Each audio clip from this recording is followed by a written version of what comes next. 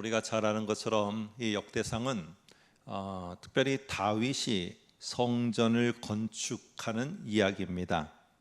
근데 우리가 이렇게 하나님 앞에 다윗이 성전을 건축해서 하나님께 올려드리려는 이 마음에 우리가 집중하지만은 한번 이렇게 다른 관점에서 한 번 더 생각해 볼 수 있을 것 같습니다.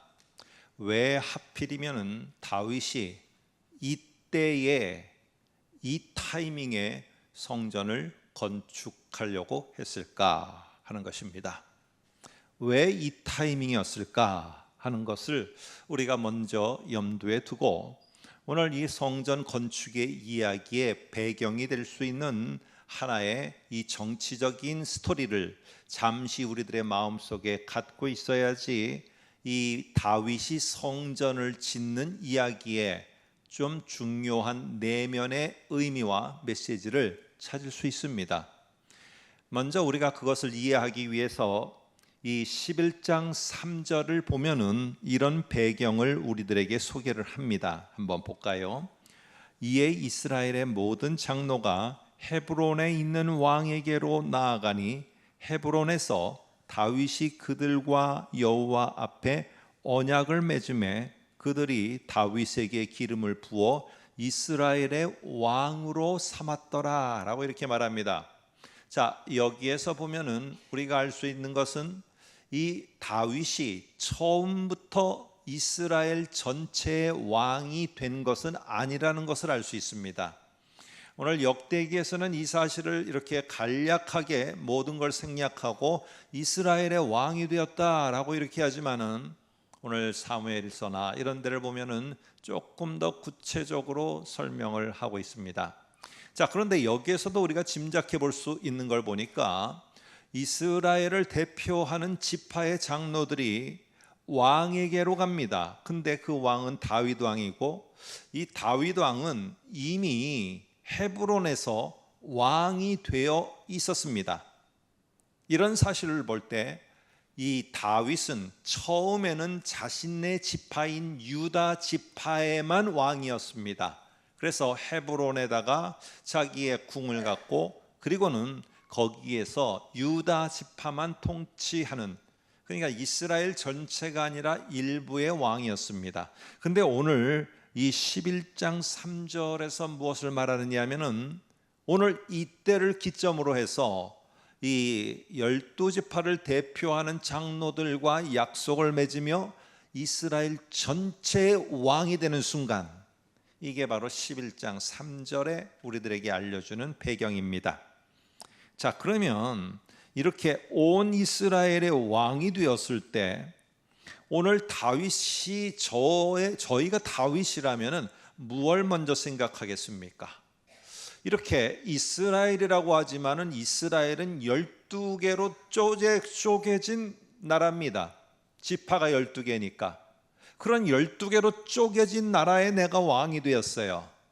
그렇다면은 이 왕위가, 왕의 자리가, 이 왕의 권위가 얼마나 내가 보호를 받으며 지속될 수 있을까? 이거를 사울을 통해서 거울 삼아서 이 다윗은 마음에 염두에 두었을 것이고, 또 하나는 이럴 뿐만 아니라 오늘 무엇보다도 12개로 나누어져 있는 이러한 이스라엘 백성에 내가 과연 신임을 얻는 그러한 왕이 되어질 수 있을까? 이게 다윗이 생각하는 한 부분이었음을 우리는 짐작해 볼 수 있습니다. 특별히 이전 왕이었던 사울이 속해 있는 베냐민 지파가 과연 나를 갖다가 얼마만큼 신임하고 따를 수 있었을까?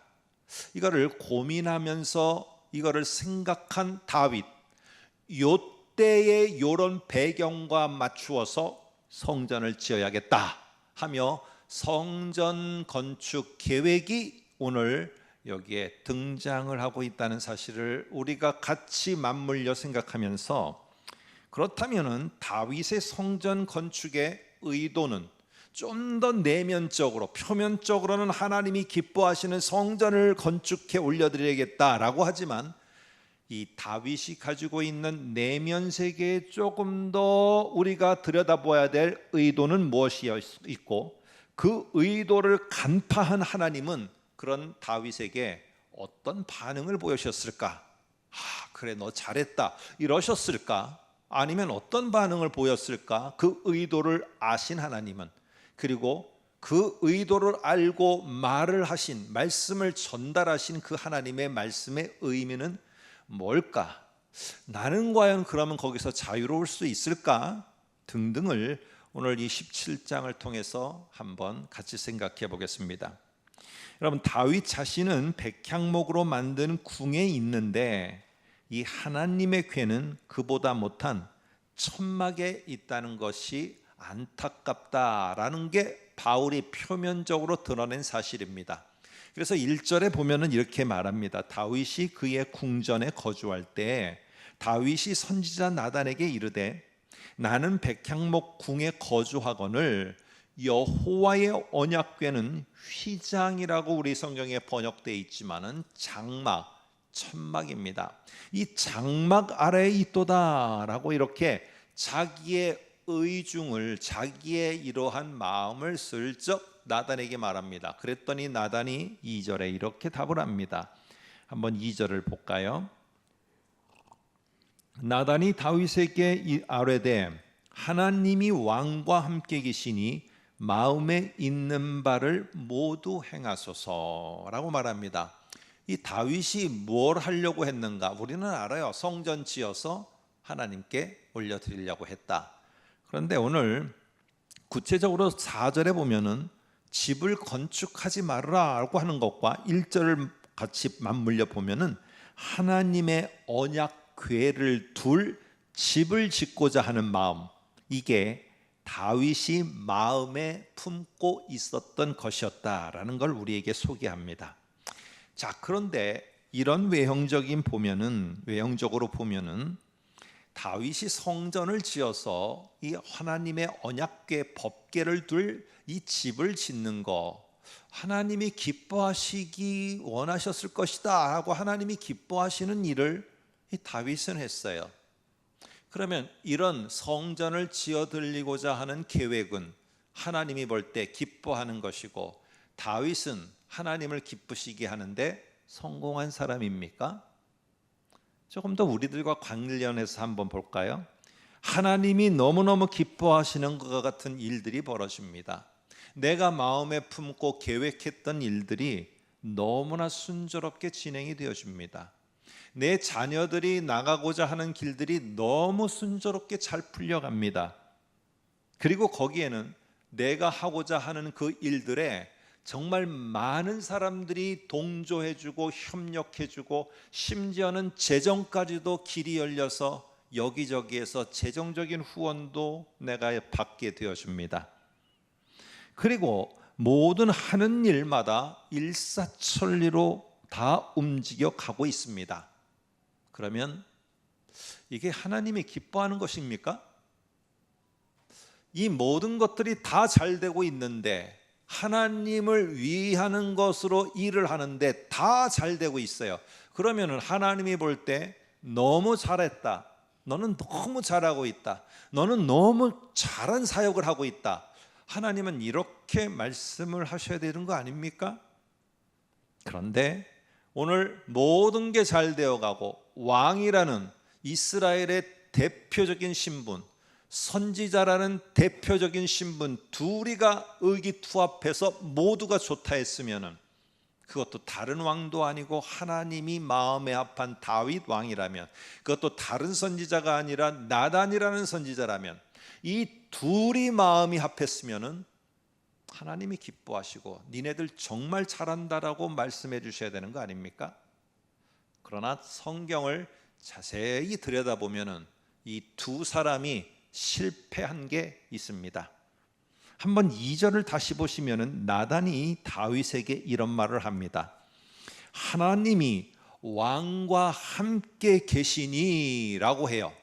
그러면 그 다음 말에 마음에 있는 당신의 뜻을 행하소서, 이렇게 선지자는 말하면 안 됩니다. 뭐라고 말해야 되느냐? 왕이시여, 하나님이 당신 곁에서 당신과 항상 함께하고 있지 않습니까? 그러니 나에게 묻기보다는 당신 곁에 항상 있는 하나님께 먼저 물어보십시오. 이렇게 나단은 답을 해줬어야 됐습니다. 그리고 나단에게 이걸 묻는 게 아니라 다윗은 하나님께 물어야 됐어요. 이 두 사람 모두가 의기투합하고 다 좋은 일이고 하나님이 기뻐할 일이지만 실패했습니다. 뭐가 실패했느냐? 두 사람 다 하나님께 묻지를 않았어요. 하나님의 의중이 무엇인지, 하나님이 이거를 원하는지 묻지를 않았다는 사실입니다.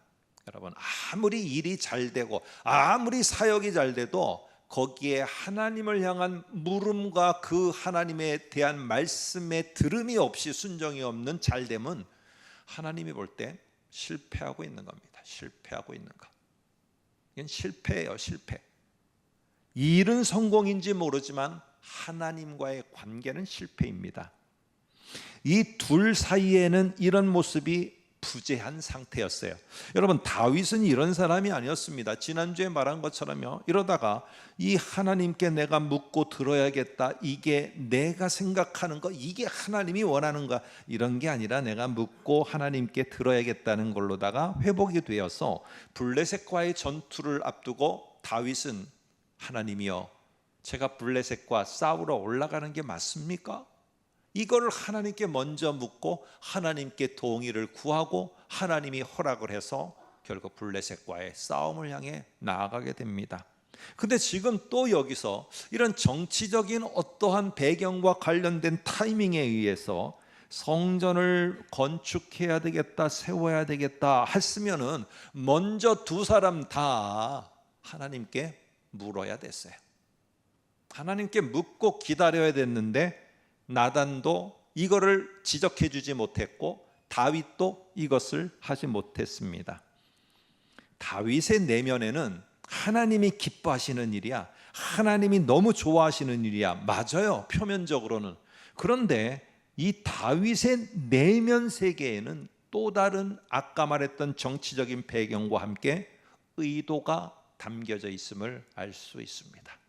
겉으로는 하나님 앞에 우리가 기뻐하시는 일, 하나님이 원하는 일, 진짜 기뻐하시는 일이에요. 그런데 그 내면은 어떠냐는 거죠. 나의 내면은 내가 하나님을 정말 내 옆에 있는 분으로 인정하는가? 그러면 그분한테 내가 묻고 있는가? 오늘 고대 이방 왕들은 다 자기가 통치하는 민족의 신들이 있었습니다. 그래서 왕이 되면은 제일 먼저 하는 일이 무엇이냐? 새로운 왕으로 등극을 하면은 제일 먼저 하는 것이 신전을 새롭게 짓는 것이었어요. 이전에 초라한 신전은 헐어버리고 화려한 신전을 다시 건축하는 것이었어요. 왜 그랬느냐? 이 신전을 건축함으로 말미암아 그 속에 특별히 함께하고 있는 자기 민족의 신이 신전을 만들어 올려둔 것을 자기의 신은 기쁘게 여긴다라고 자기들이 생각한 거예요. 뭐 그 만든 그 허수아비 같은 게 뭘 알겠습니까? 근데 자기들이 그렇게 생각한 겁니다. 그래서 그렇게 하면은 그 신이 자기의 왕권을 유지시켜주고 왕이 직면할 수 있는 위험에서 보호해 줄 수 있고, 그러면서 이 왕이 이전의 신전을 헐어버리고 더 화려하고 웅장한 신전을 탁 건축하는 걸 보면서 백성들은 그 왕의 힘과 왕의 능력을 인정을 하며 왕을 신임하고 있었습니다. 여러분, 이게 지금 이방 나라에서 있는 일들입니다. 그러다 보면은 자연스럽게 왕을 중심으로 해서 중앙 집권으로다가 왕 중심으로 모이게 되어져 있습니다. 그러니까 왕들은 등극하면은 새로운 신전을 만드는 것입니다. 자기만의 신전을. 조금 시대가 신약 시대로 가지만은 한 왕을 이와 관련해서 예로다 한번 소개를 하겠습니다. 이스라엘 땅에는 성전이 세 성전이 있었습니다. 솔로몬이 지은 성전을 그래서 우리는 제1성전이라고 합니다. 근데 바벨론에 의해서 이 성전이 파괴된 다음에 바벨론 포로에서 돌아온 스룹바벨이 이스라엘 백성들을 응집해서 두 번째 성전을 초라하지만은 지었어요. 이게 제2성전 수룹바벨 성전이라고 합니다. 근데 저희들 학자 사이에서는 이 시대를 제2성전 시대라고 합니다. 그런데 그러면서 예수님 시대가 됐어요. 이때에 이스라엘을 다스리게 된 왕은 에돔 족속의 헤롯이라는 왕이었습니다. 근데 이 헤롯이라는 이 왕은 철저하게 로마를 등에 업고 통치하는 사예요. 그러다 보니까 유대인이 아니에요. 그러니까 당연히 유대인들이 호응도 안 하고 신임도 안 합니다. 인정도 안 하는 거예요. 이건 분봉왕, 저건 로마의 앞잡이. 그러다 보니까 헤롯이 한 것이 무엇이냐? 이 유대인들을 갖다가 응집시키는 게 성전이었어요. 그래서 이 헤롯이 생각을 했습니다. 저 스룹바벨 초라한 성전을 갖다가 조금 더 증축하고 그리고 화려하게 꾸미고 조금 더 웅장하게 만들자 해서 헤롯이 스룹바벨 성전을 증축하여서 이 새롭게 보이는 성전을 만들었는데 그게 바로 헤롯 성전 제3성전입니다. 여러분, 이렇게 헤롯이 한 이유는 뭐냐면은 한마디로 말하면 유대인들에게 신임을 얻고 자기의 왕권을 인정받겠다는 거예요. 그래서 이 왕들이 하는 일들이 뭐냐면은 이방 나라 왕들은 신전을 만드는 것이었어요. 자, 그러면은요 17장 1절에서는 보면은 잘 보면은 이게 하나님께 묻고 하나님이 원하시는 거라면은 이 성전을 지을 때 수식어가 뭐가 붙어야 되느냐 하면은 하나님을 위한 성전, 하나님을 위한 집이라고 해야 돼요. 근데 17장 1절에 보면은 하나님을 위하여라는 말은 없어요. 그리고 뭐를 위한 것이냐? 물론 하나님의 임재를 나타내는 상징적인 표현인 상징적인 의미를 갖고 있는 법궤지만은 하나님의 법궤를 위한 집이라고 그래요. 그게 하나님의 임재를 나타내는 법궤가 하나님을 위한 거 아닙니까? 그런데 나중에 22장 가면은요, 이 다윗이 아주 명확하게 구분을 합니다. 그때부터는 하나님의 법궤를 위하는 말이라는 말을 싹 없애버리고 아주 집중적으로 하나님을 위하여, 하나님을 위하여, 하나님을 위하여. 그러면서 이 솔로몬이 하나님을 위한 성전, 하나님을 위한, 이렇게 표현이 바뀝니다.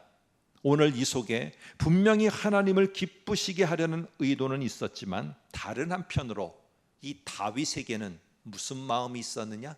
이렇게 하면은 하나님이 기뻐하셔서 나에게도 뭔가를 주시는데 내 왕의 자리를 보존해주고 이 백성들이 나를 갖다가 인정하고 신임하도록 하나님이 만들어 줄 거야. 내가 뭐 하면 이거 만들어 성전 만들어서 하나님께 올려드리면, 이 마음이 다윗에게 있었음을 조금 있다가 4절에서 하나님의 말씀을 통해서 적나라하게 다윗을 지적합니다. 여러분, 하나님을 향한 우리의 신앙은 이방인들의 신앙과 달라야 돼요. 이방인의 왕들은 신전이라는 것을 만들어 내가 그 신들에게 주면은 그 신들도 나에게 뭔가를 준다, 나는 얻게 된다는 철저하게 어떤 신앙이냐? give and take예요. 내가 만들어서 주어야만 저 신은 나에게 뭔가를 내가 주고 나는 얻을 수 있다는 거예요. 내가 뭐를 안 하는데 저 신이 나에게 뭔가를 주고 나는 받는다? 이거는 불가능하다는 거예요. 근데 하나님을 믿는 우리는 달라요. 내가 그거 안 해도, 내가 신전을 만들어 드리지 않더라도 하나님은 다윗의 자리를 끝까지 보호하며 영원히 너의 후손 가운데 그 자리에서 왕 노릇하는 자가 나오게 하리라. 그 자가 바로 우리가 신약이 하는 다윗의 후손 예수예요. 집을 지어 뭔가를 드리지 않더라도 우리에게 미리 알고 주시는 분이 하나님이에요. 그래서 중요한 것이 바뀌면 안 돼요. 자, 이런 모습을 보면서 4절에 하나님의 반응이 나옵니다. 한번 볼까요? 이렇게 말합니다. 가서 내 종 다윗에게 말하기를 여호와의 말씀이 너는 내가 거할 집을 건축하지 말라라고 하는 겁니다. 이 말은 조금 더 풀으면은 네가 건축하려고 하는 그 집을 내가 앉아 있어야 될 집으로 그렇게 만들지 말아라. 그런 성전 만들지 말고 건축하지 말아라. 여기서 앉아 있다라는 야샤브라는 말은 상당히 중요합니다. 하나님과 특별히 신과 관련돼서 쓸 때, 이거는 이방 나라에서는 어떤 것이냐, 이방 나라의 신들은 형상이 있어요. 그래서 반드시 형상을 어딘가에 앉혀 두어야 돼요.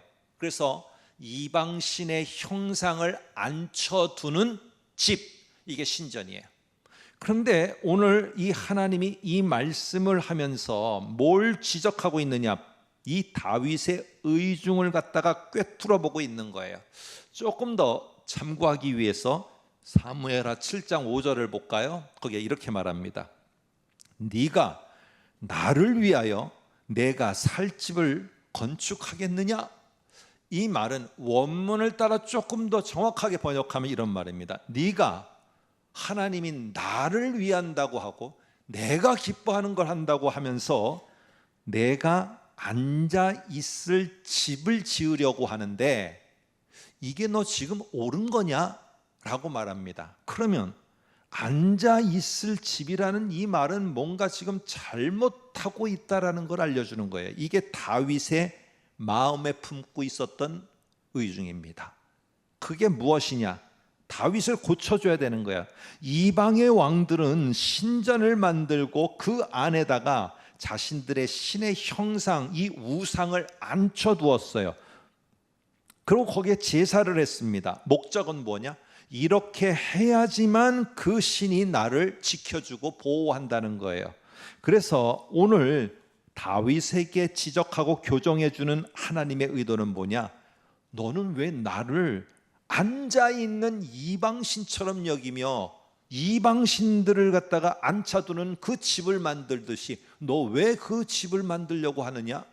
이 말에는 내가 언제부터 앉아있는, 그래서 네가 신전을 만들고 이방신처럼 해야지만 내가 너에게 뭔가를 줄 수 있는 이런 하나님으로 너는 언제부터 그렇게 알고 있는 거냐? 너 지금 뭔가 또 잊어버리고 있는 거 아니냐? 하며 이 다윗이 이방 왕처럼 하고자 하는 이 마음과 의중을 꿰뚫어 보고 그건 아니다 라고 말합니다. 그러며 오늘 하나님께서는 분명하게 말합니다. 내가 그들과 어떻게 다르고, 다윗 너도 그래서 어떻게 달라야 되고, 우리 특별히 이 시대를 사는 우리가 믿는 하나님은 어떤 하나님이고 우리는 어떻게 달라야 되는가, 오늘 이것을 말해주고 있습니다. 5절을 볼까요?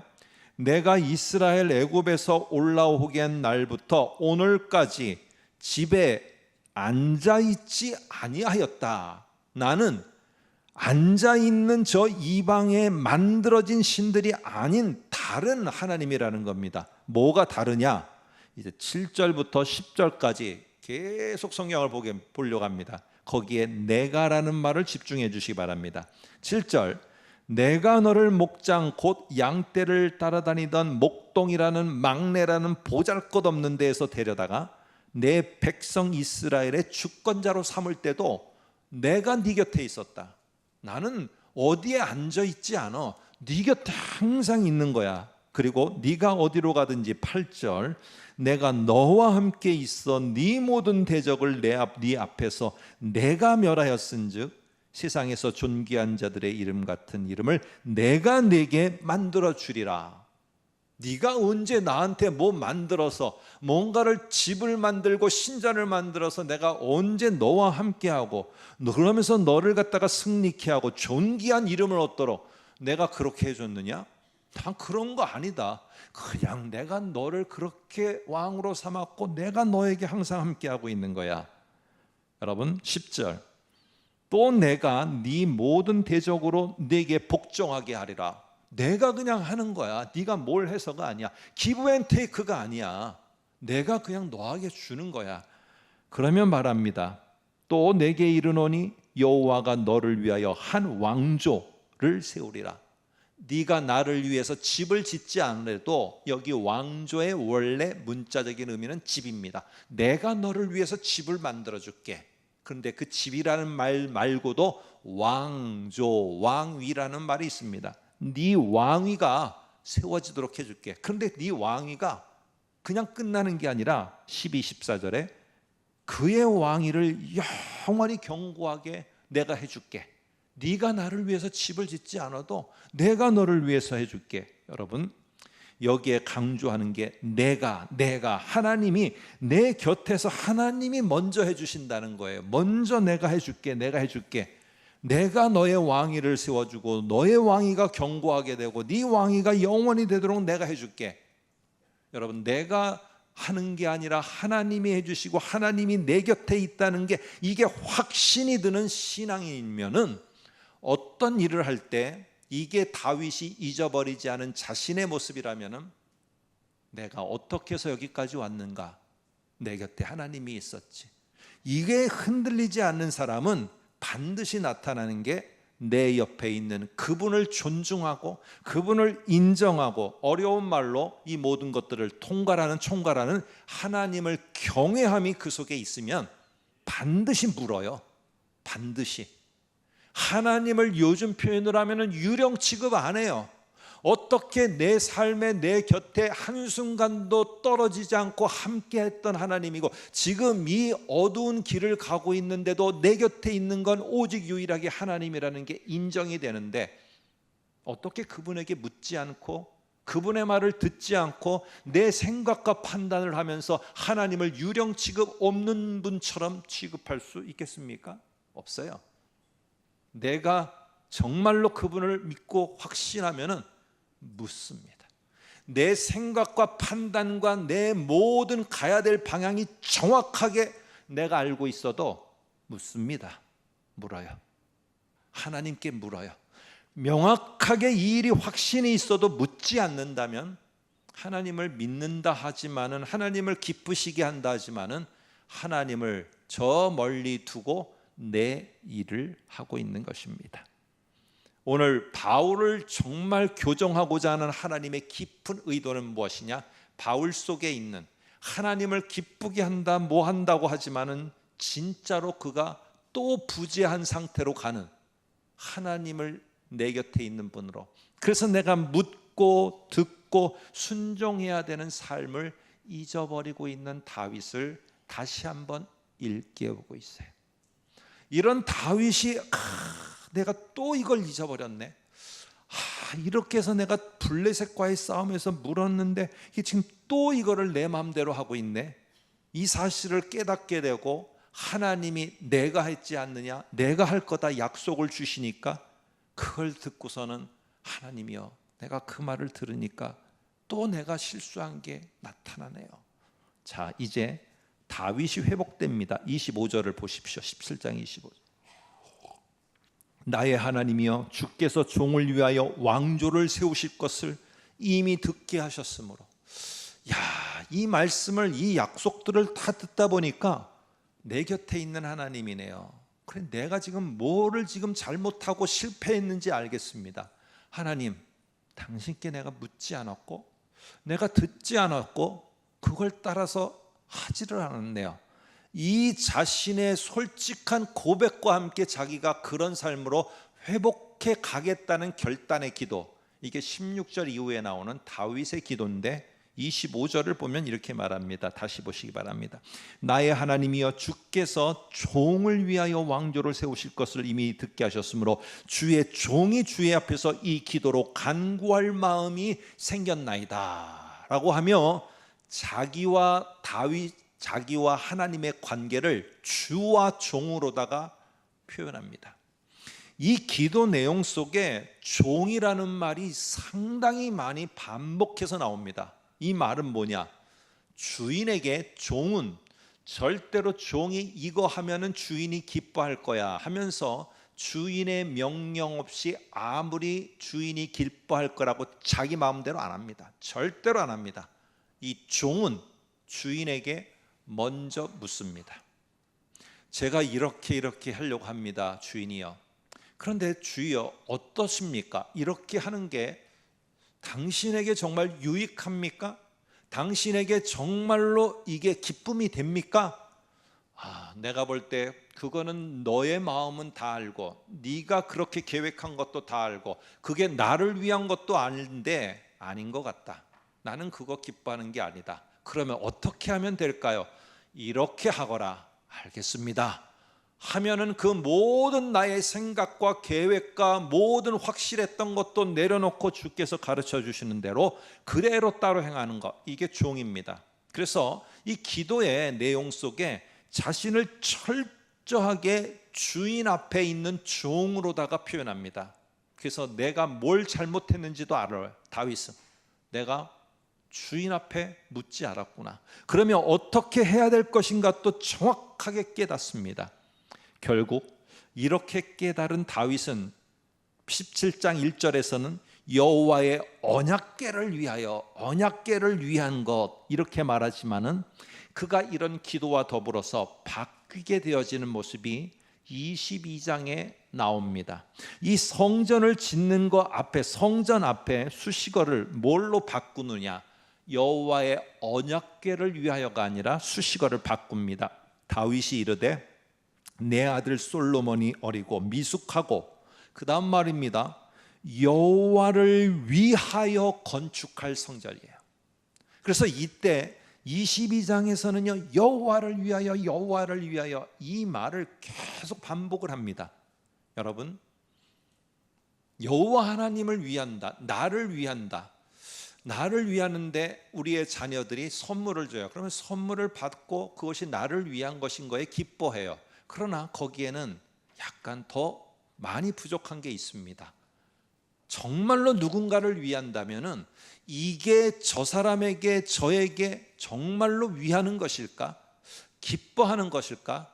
물어봐야 됩니다. 그래서 여호와를 위한다는 말 속에는, 그 속에는 내가 여호와 앞에 묻고 그분이 원하는 것을 듣고 내가 순종해 가겠노라. 내 생각과 계획대로 하는 것이 아니라 하나님을 위하여, 하나님이 원하시는 것으로, 하나님이 원하는 것으로 내가 그대로 가겠다라는 이런 다윗의 변화된 모습을 대변하고 있는 것이 하나님 여호와를 위하여라는 말 속에 담겨 있는 것입니다. 여러분, 왜 역대기의 저자는 이러한 다윗의 성전 짓기 속에 있는 저 내면 깊숙한 실패의 이야기를 하고 회복의 이야기를 하며 그의 변화된 모습을 이야기할까요? 고향에 돌아와 보니까, 이스라엘 백성이 돌아와 보니까 성전은 완전히 파괴돼서 다 돌무더기밖에 안 돼 있는 거예요. 그런데 그들이 이렇게 말하는 것이겠죠. 우리는 성전 중심으로 모든 걸 지금까지 움직였는데 성전이 없으니 어찌 살란 말인가? 성전이 없는데 우리는 어떻게 앞으로 나아갔단 말인가? 이럴 때 오늘 다윗의 이야기를 통해서 성전이 없어도, 성전이 여기에 아름답게 세워지지 않아도 내가 너희를 저 포로에서 여기까지 데려온 거 아니냐? 성전이 아름답게 세워진 그것 때문에 내가 감동이 돼서 너희를 데리고 왔느냐? 아니다. 내가 그냥 한 거다. 내가 너희를 위해서 내 약속에 근거해서 그냥 한 것이다. 내가 만일에 너희가 성전이 필요하다면 합력하여서 그걸 할 사람 합력해서 뭐 어려움 없이 할 수 있도록 내가 할 것인데, 너희가 이 스토리를 들으며 다시 깨달아야 되는 것은 왜 무너졌지? 나의 진정한 무너짐은 무엇이지? 다윗처럼 제발 좀 돌이켜라. 그게 바로 뭐냐면은 우리가 묻고 듣고 순종함을 잃었구나 하면, 너희가 진짜 회복해야 될 진정한 모습은 듣고 묻고 순종함의 회복이다. 오늘 이 이야기를 포로에서 돌아온 사람들의 실망한 자들 속에, 그거 실망이냐, 그거 실패냐, 그것보다 더 중요한 실패는 묻고 듣고 순종하지 않는 게 더 큰 실패다. 오늘 귀한 이런 것들을 통해서 우리 모두도 다른 것들의 실패가 두려운 게 아니라 하나님께 묻지 않고 듣지 않고 따르지 않으려고 하는 게 우리들에게 더 큰 실패라는 사실을 다시 한번 기억하며, 우리들의 다른 어떤 것들의 회복보다 우선되어져야 될 묻고 듣고 순종하는 이 회복이 있기를 소망합니다. 그래서 그걸 통해서 우리의 일들이, 우리 앞으로의 우리들의 모습이 총체적으로 다시 일어설 수 있기를 주의 이름으로 축복합니다.